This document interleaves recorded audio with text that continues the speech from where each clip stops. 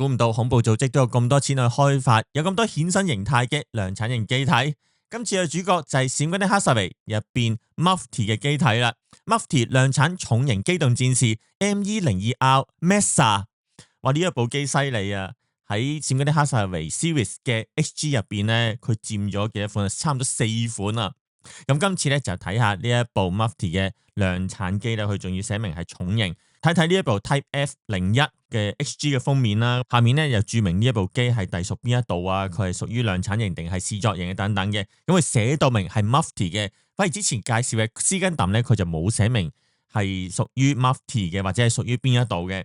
呢一度佢就係寫 Mufti Mass Produce Heavy Mobile Suits， 咁佢寫明咧係重型啊。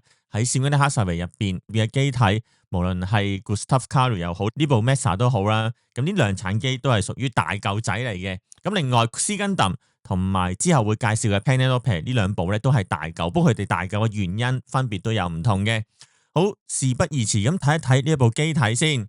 咁呢一部 Mesa 咧有幾個唔同嘅類型啦。咁如果冇註明係咩類型嘅話咧，咁我就依住 Type F01嚟講嘅。呢一部 ME02R 係反地球聯邦組織 Mufti 作為主力機運用嘅 MS。咁其實喺呢一個閃軍的哈薩維入邊咧，咁之後都會提少少嘅機體冇幾多部嘅啫。咁估唔到咧 HG 咧佢係最多嘅，最多款式啦。開發係由 Anaheim Electronics 負責，佢係寫到明㗎啦。咁作為一部承繼咗反擊的瑪莎裏邊登場嘅 AMS-119 伊拉多格，即係綠色嗰部啦，或者係指揮官機深藍色嗰部，唔好意思啊，中文我唔知佢點樣譯啦。咁同埋 MSN04 Sazabi， 咁呢部我知道佢個中文名叫莎薩比啦。等等過往新自護系統血統嘅 MS 去完成嘅呢一部 Mesa 咧，睇落去真係好似伊拉多格。咁莎莎比似唔似咧？咁下半身我會覺得似啲啦，上半身就麻麻地。不過設定資料咧寫到明咧係唔知道具體細節係點樣噶啦，就係話佢外形係似伊拉多格同埋莎莎比嘅啫，同埋係 AE 公司開發嘅。咁雖然佢係有圓滑嘅裝甲形狀，有單眼嘅設計 Mono Eye， 話有啲自護 feel， 同埋係咯新自護莎莎比同埋伊拉多格都係單眼噶啦。咁同埋帶有尖刺嘅肩部裝甲，咁就帶有好強烈自護係 MS 嘅設計特色。不過有個講法就係話，其實佢咁樣設計咧就係 A 公司諗住隱瞞佢自己係開發公司嚟嘅，咁所以咧就扮其他公司。不過咧諗翻個故事背景咧，去到 UC0105年嗰陣時，究竟有幾多間公司可以自力可以開發到 MS 咧？咁其實咧都冇幾多間噶啦。其實 AE 咧就自己做戲俾自己睇嘅啫。咁呢一部 Mesa 有好多自護系嘅設計啦，但係另外相反咧都有啲似聯邦系嘅設計。咁心口咧有啲散氣位定係入氣位咧，呢度打橫一間間咁有啲高達嘅 feel， 有啲聯邦系嘅影子喺度啦，都係咧作為 A 公司所以掩飾佢自己開發出嚟嘅一啲設計嚟嘅。咁掩唔掩飾到咧？咁大家就放佢一馬啦。咁呢一部機體同 Gustav Kalu 又好，斯根達或者 Penelope 都好啦，都係一部大型嘅機體嚟嘅。高度有23米，即係比起0079年代嘅 RX-78-2咁樣，呢18米高嘅機體咧就係高出5米噶啦，超過20米，好大嚿噶啦。即係新自護反擊的瑪莎入邊嘅機體咧，吉拉多格咁都係大一個碼嘅。咁作為一部多用途嘅機體，本身設計就會預咗加裝向量尾部穩定器。咁呢一部 Mesa， 你睇佢後面嘅裙板咧，呢度所講嘅向量尾部穩定器就係 pat 嗰個裙板係加長咗嘅，咁呢個係配備嚟嘅，咁可以根據唔同嘅作戰任務咁樣靈活去換裝同埋換武器。另外，因為佢配備咗重裝甲，就要靠背部嘅主引擎或者分布喺腳部同埋腰部嘅副推進器，令到佢成功獲得極高嘅運動性同埋機動性。咁喺個閃軍的哈薩維劇場版入邊，即係動畫作品啦，唔好計小說，小說點樣喐咧，佢冇畫面俾你睇啦。咁喺個動畫喺個劇場版入邊咧，咁我睇到 Mesa 其實係幾靈活下嘅。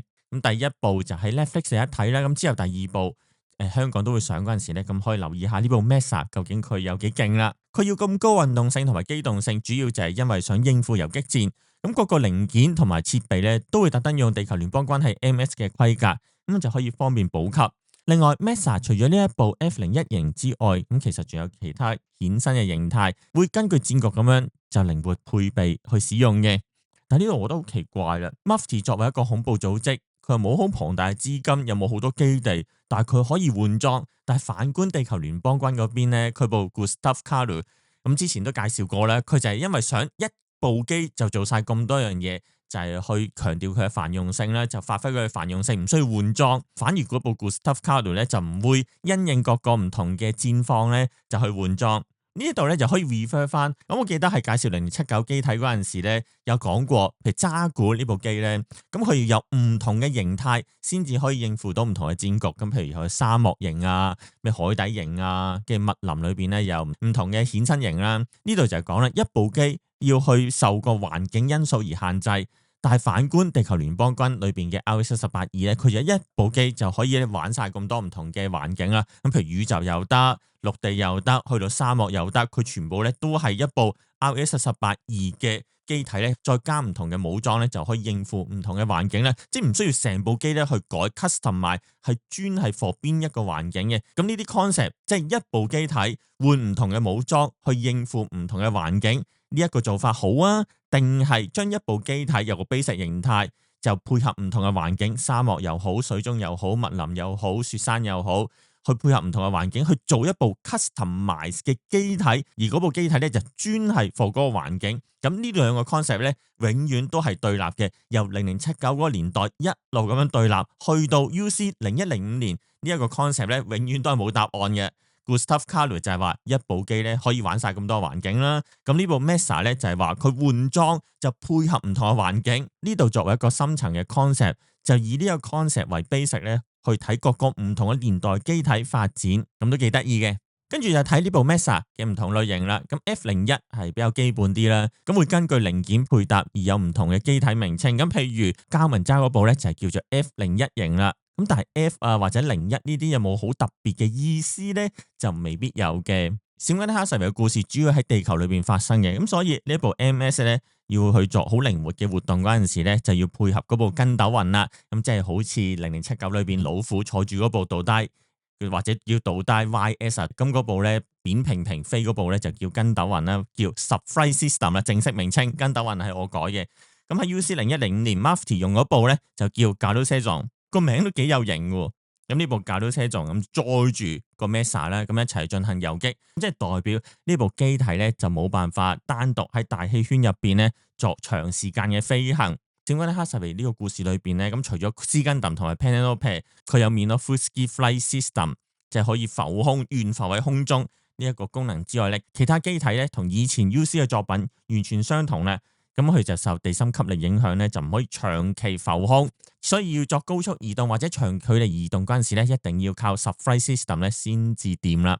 呢部 Type 01喺劇場版第一部裏邊，咁其中有一幕咧就係講去襲擊打包裏邊嘅酒店啦，咁佢高空咁樣降落嚟，咁呢度咧就係靠佢後面 pat pat 個尾翼咧就要控制啦，就作為一個減速版 Air Brake 咁樣去用嘅。咁所以買模型嗰陣時砌呢部 Type F01咧，留意下佢 pat 個裙板嗰度，就作為呢一部 F01嘅一個特徵啦。另外就有 F02，咁 F01同 F02好仔細咁樣睇，我哋而家開咗幅圖嚟睇啦，好仔細咁睇，一睇落去就睇到咧腳部有好明顯嘅唔同。呢度就說明咗呢兩部機咧應付唔同嘅戰局。呢部 Type F02喺腳部就加裝咗 Lifting Flare 懸浮組件，咁加裝咗呢個裝備之後就大幅度咁樣提升佢喺地面進行 hover， 即係好似大摩咁樣咧一啲氣墊懸浮嘅移動，咁加強佢嘅速度同埋持久力。咁仲有第一部裏邊有另一個形態嘅係呢部 F2 再加裝咗 Mine Layer嘅形態啦，咁一講 Mine Layer 就可能好多人咧都會諗翻起以前喺渣古都有 Mine Layer 呢一個形態啦，咁就係喺個尾部穩定翼上面咧加裝咗轟炸用嘅布雷組件嘅衍生型號嚟嘅。咁以前咧自護公國軍嗰部渣古 Mine Layer 就專門用嚟散布宇宙用嘅水雷，咁但係呢部 Mesa 咧就喺地球入邊行動嘅，佢主要咧就喺地面度進行轟炸嗰陣時咧就用呢個 Mine Layer 嘅裝備咧去做攻擊。咁呢部機咧喺邊度出現過咧？因為第一集咧好鬼黑嘅，好多人都睇唔到。呢一部 Mine Layer 就喺第一集嘅劇場版裏邊咧，阿 Mufti 去攻擊打包嘅聯邦軍嘅基地嗰陣時咧，就用過呢一部機體啦。哇！咁大家如果有機會再睇或者係入戲院睇嗰陣時咧，就不如留意下阿 Mufti 去攻擊打包嘅聯邦軍基地嗰陣時。究竟咧係咪有啲好勁嘅轟炸場面咧？咁一睇到咧就係呢部 Mesa 嘅 Mine Layer 形態啦。除咗 Type F01同埋 F02之外咧，仲有一部叫 Naked Type。Naked Type 即係咧光脫脫啊，即係冇着衫嘅 Type。嘅 Mesa 啦。呢一個就係 Mesa 最基本嘅數體形態。咁睇翻佢啲相咧，再對比一下 Type F01又好，F02都好啦，佢裝甲係零舍少嘅。咁你唔好理個顏色住，顏色咧就係紫紫地、紅紅地咁樣噶嘛。咁腳部咧都係比較簡單啲啦。咁啊手嗰度咧冇個尖切 strike 嗰嚿嘢啦。咁呢度就可以睇得出佢係 naked，即係冇加任何裝備，最基本嘅形態嗰個模樣啦。咁再睇一啲設定圖片咧，就會見到佢頭咧中間嗰度嘅新鐵天線出嚟垂直咁樣伸上嚟嘅，咁就係證明佢係一部指揮官機啦。咁呢個天線咧就加強佢通訊嘅能力啦。咁喺故事裏邊，阿 Mufti Nabin Alien 即係個人啊，唔係嗰個組織，就係駕駛住呢一部 Mesa Naked 嘅指揮官機去出戰嘅。咁作為一部指揮官機咧，咁佢就油咗同其他 Mesa 唔同嘅顏色啦。咁呢部 Naked 本身係 Mufti 坐開噶嘛，咁但係喺個第一部嘅劇場版中後段，Mufti 咧就收到部斯根特，咁之後嗰部機咧就交咗俾 Esmeralda 去用啦。Esmeralda 即係女機師，頭髮咧紅紅地色嗰個。咁今次咧《閃光的哈薩維》裏邊好鬼多角色，唔知大家記唔記得咧？我去數咧都數唔到幾多個，可唔數到5個左右啦。Mufti 5個6個左右。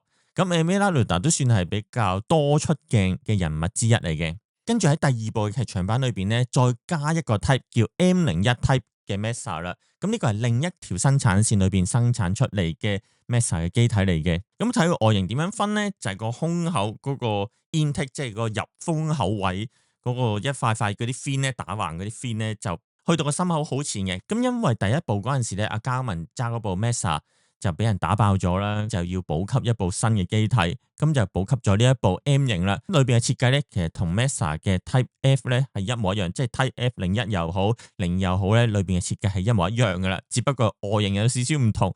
咁設定裏邊咧就講話，我要掩飾呢一部機嘅來源咧，所以就改咗個設計。你睇下個設計有幾唔同咧？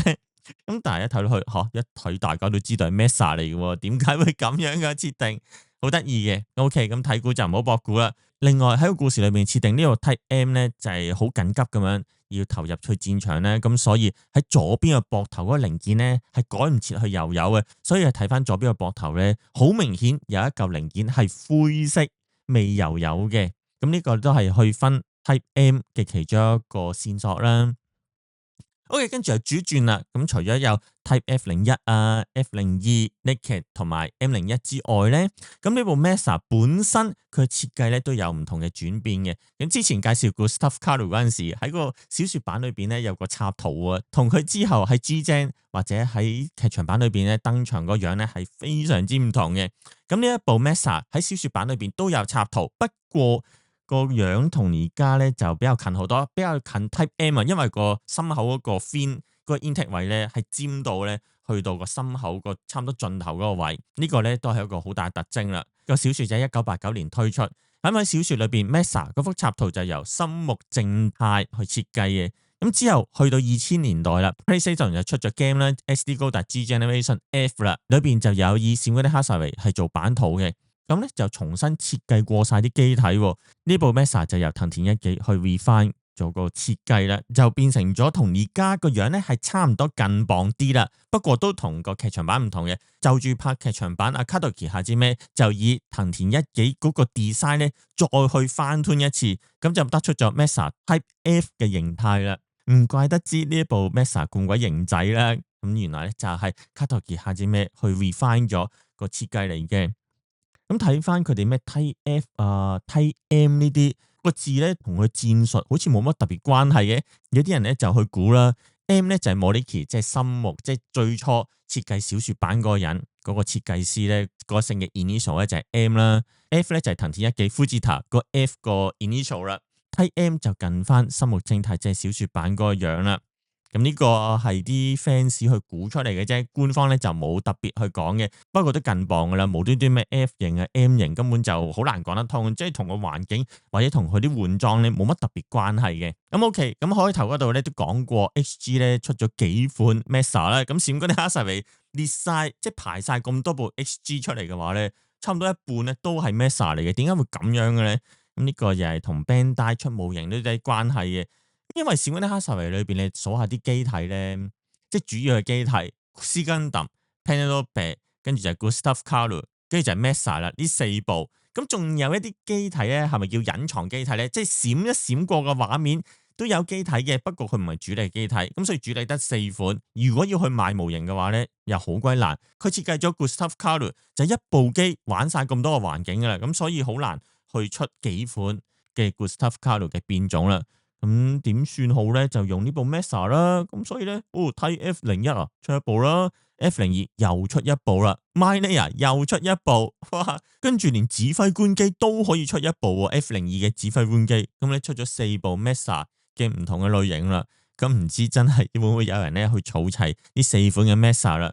呢部機唔係話唔好嘅，但係喺個閃光的哈薩維裏邊係咪真係哇咁熱心去買晒4部 Mesa 咧？咁呢個就唔知道啦。不過部 Gustav Carlo 咧，咁除咗閃光的哈薩維版，仲有 Unicorn 版嘅，都算係有努力過噶啦。即係佢唔係一部就完啦。OK， 再補充一下，佢設計咧由小說版去到 G-Gen 去到劇場版有啲變遷嘅。譬如小說版就話個駕駛艙咧喺個肚腩嗰度，即係同一般嘅渣古又好啊，高達又好，都係喺個肚腩嗰度啦。咁但係去到劇場版裏邊嘅設定咧，咁佢想突出同力奇戴亞斯啊或者莎薩比啲機體係有啲共通點咧，咁所以咧就將個駕駛艙咧搬咗去個頭部嗰度。咁呢個改動咧幾大噶啦。呢啲咧就係 Mesa 由小說版去到劇場版，佢有啲咩嘅變遷啦。好，跟住嚟睇睇啲武裝，幾得意喎。咁譬如講個 Beam Saber，即係佢嘅軍刀啦，咁配備咗同 RGM-89 積根 A 型 Type A 嘅同款嘅光速軍刀。咁考慮到 Mafty 要經常去打游擊戰，所以咧就揀一啲繁用性好高嘅規格嘅武器啦。呢度個說明咧，我就覺得有少少矛盾，咁唔知大家會唔會咁樣覺得啦？咁都話打游擊戰啦，你一部機可以有 Type F01、02、M01，跟住有 Naked 咁樣咁多款，咁呢個繁用性係咪真係咁高咧？呢一度我就覺得有少斟酌嘅餘地，不過都唔緊要嘅，照睇啦。另外就係佢光速步槍啊，咁把槍咧都幾型仔嘅，咁呢度咧佢就唔用繁用性高嘅光速步槍啦。咁就係用專用嘅，喺右邊咧又有光學瞄準啦，咁可以做長距離嘅追擊。咁另外個 E-Pack 即係個能量包咧，就係用緊積根 A 型嘅聯邦軍用開嗰款嘅，咁採用咗喺槍管下面平排2個嘅設計，咁都啱嘅。佢一出咗基地之後咧，要做到個 mission 先至可以翻到基地，中間都好難補給㗎，咁所以佢插2個 E-Pack 落去把槍度，咁呢個設計我覺得都幾得意嘅。另外就係個盾牌啦。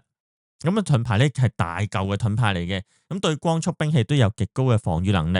咁除咗做防禦之外，佢仲有一啲武器掛架嘅，咁可以咧收藏一啲 E-Pack 啊，同埋光速軍刀。